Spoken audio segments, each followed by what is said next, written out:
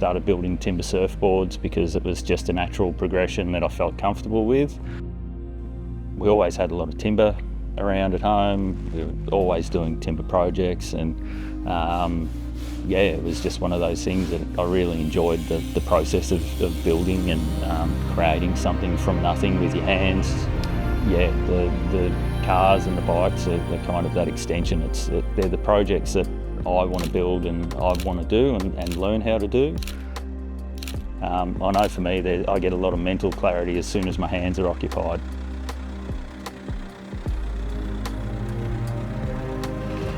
Old bikes being old bikes, they never run properly. They're always breaking down. So, you know, generally you'll go out and race for the day, and then in the evening everyone's back in the campsite and spannering on each other's bikes, and it's a really great, you know, community event where on the weekend we had one guy blow a motor, so then all of a sudden it was all hands on deck, and within 20 minutes we had a motor swapped out, a new motor in the bike, and it was all back up and running again. But you know, everyone was in, hands on tools, and you know, those sort of weekends are great, and that's sort of what we enjoy, you know, going and attending, and it sort of embraces what we love doing here.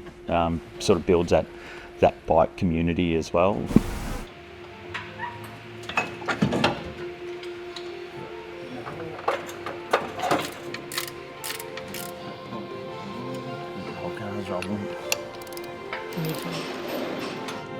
I'm obviously wired that way. I've got an engineering background, which was all about problem solving, and then this is kind of a bigger extension of that. You know, a car comes in and it's not running, and you get it running, and it's like, you know, there's a massive sense of accomplishment and achievement in that. And for us, when we go through and we complete a build, and it's a full custom build, you know, it has its challenges and problems the entire way along, and you continually solve them and rectify them, and then you have the finished product that you get to stand back and enjoy, and you know, watch other people enjoy when they drive away. And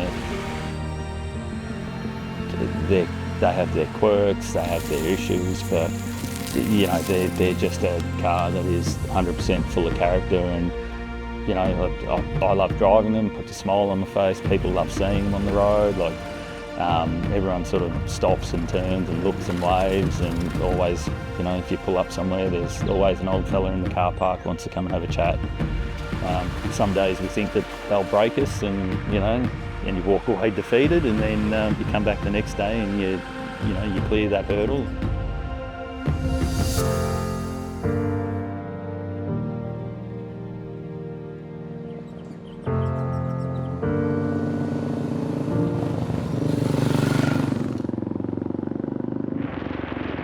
Like, I love setting myself physical challenges, which is where I do my adventure trips, and I generally use them as a bit of a test of endurance and just to see how far I can push. I'm not a great motorbike rider, but I'll try and push myself to my limit. I'd organised to do my first adventure trip was to ride from Broome to Byron, so up through the Kimberleys.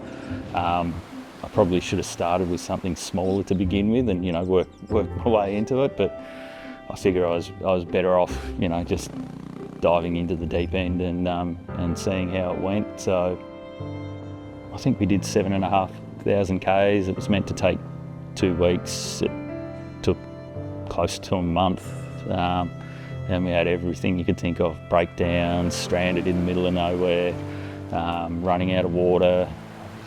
You know, it's just, I burned a clutch out on the second day and had to ride 100 k's through soft sand with no clutch.